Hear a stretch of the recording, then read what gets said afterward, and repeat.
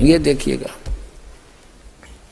ये जीवनी हजरत मोहम्मद सल्लल्लाहु अलैहि वसल्लम, ये यहां से छपी है, देखिएगा।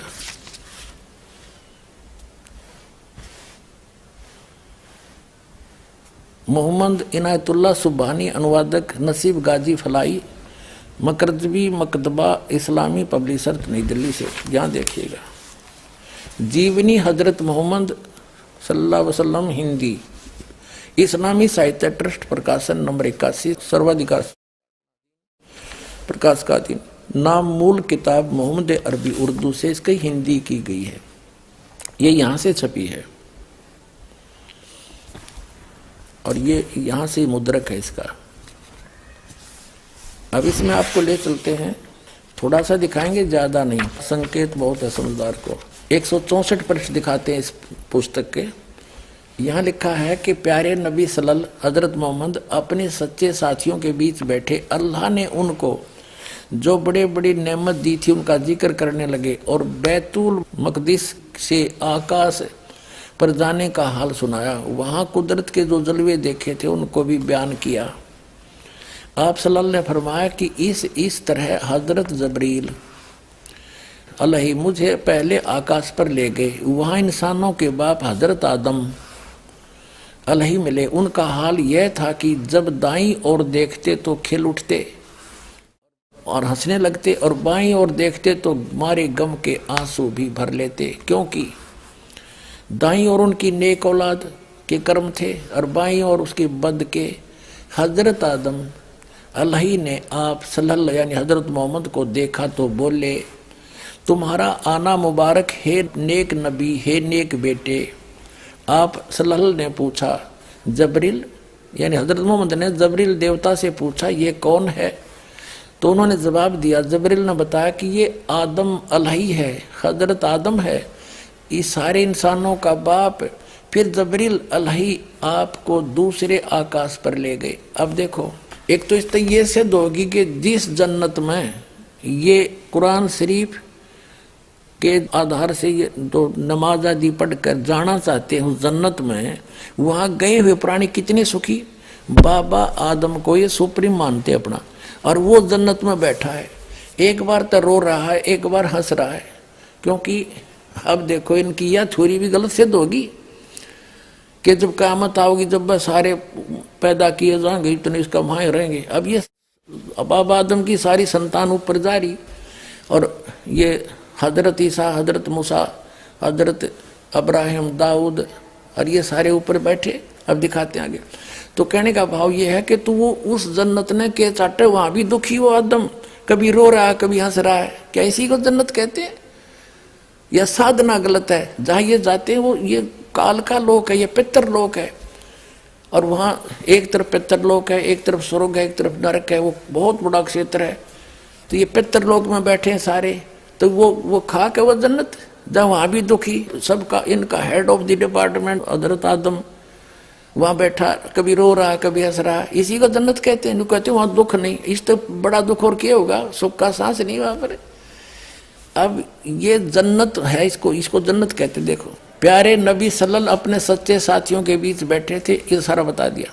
उन्होंने फरमाया कि मुझे पहले आकाश पर ले गया। वहाँ इंसानों के बाप हजरत आदम अलैहि मिले। उनका ये हाल था कि जब दाईं ओर देखते तो खिल उठते, स्वर्ग की तरफ देखे तो अच्छी संतान को देखकर हंसने लग जाते, और बाईं ओर देखते तो मारे गम के आंसू भर लेते, क्योंकि दाईं ओर उनकी नेक औलाद के कर्म थे, बाईं ओर बद के निकम्मी के। हजरत आदम अलैहि ने आप सल्लल्लाहु यानी हजरत मोहम्मद को देखा और बोले, तुम्हारा आना मुबारक हो नेक नबी, नेक बेटे। अब जब आप सल्लल्लाहु ने पूछा, जबरील ये कौन है? तो जबरील ने जवाब दिया, उन्होंने जवाब दिया कि ये आदम अलैहि है, सारे इंसानों का बाप। अलैहि आप सल्लल्लाहु को दूसरे आकाश पर ले गए, फिर तीसरे पर, फिर आगे बढ़ते गए। आप सल्लल्लाहु जिस नबी के पास से गुजरते ये मनमोहक शब्द कानों में गूंजते, तुम्हारा आना मुबारक है नेक नबी, है नेक भाई। इस तरह आप सल्लल्लाहु सातवें आसमान पर पहुंच गए। वहाँ हजरत अब्राहिम अलैहि मिले और देखते ही बोले, तुम्हारा आना मुबारक हो, है नेक नबी, है नेक बेटे।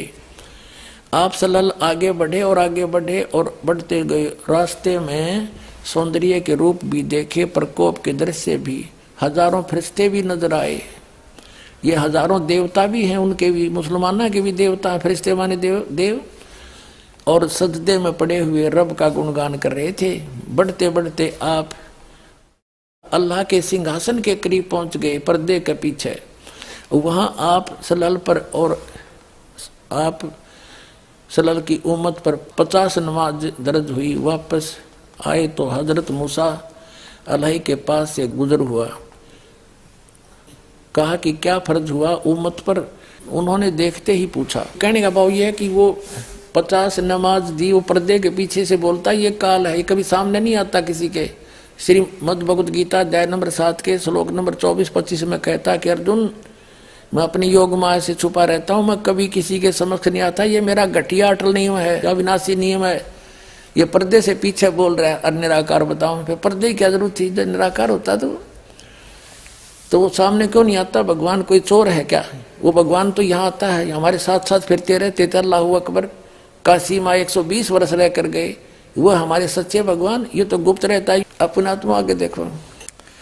इसी पर हम चल रहे 165 पृष्ठ पे कि यहाँ देखो, कहते ये 5 नमाजें, लेकिन सबाब इनका 50 का ही है। मेरे फैसले बदला नहीं करते। 5 पर रोक दी नमाज, 50 के स्थान। ठीक है।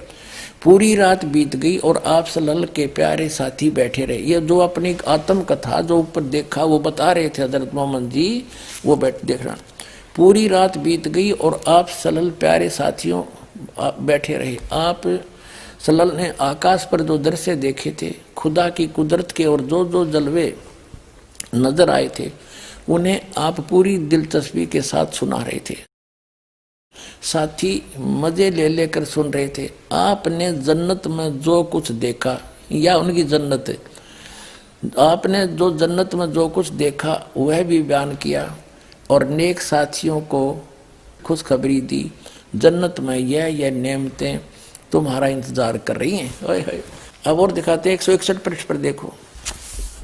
इसी पुस्तक के 161 पृष्ठ पर जीवनी हजरत मोहम्मद के ये क्या कहते हैं कि प्यारे नबी सल्लल्लाहु, वो बता रहे हैं हजरत मोहम्मद जी, आज रात बुराक नामक एक जानवर आया, उस पर बैठकर मैंने बैतुल मकदस की सैर की। वहां पहुंचा तो नबियों की जमात आई, उनमें इब्राहिम अलैहिस्सलाम थे, मूसा और ईसा अलैहि भी थे। मैंने उन सबको नमाज पढ़ाई। अब सुन ले डॉक्टर जाकिर भाई, मुसलमानों ने अपना विधान अपने आप बना रखा है कुरान शरीफ को ना समझकर।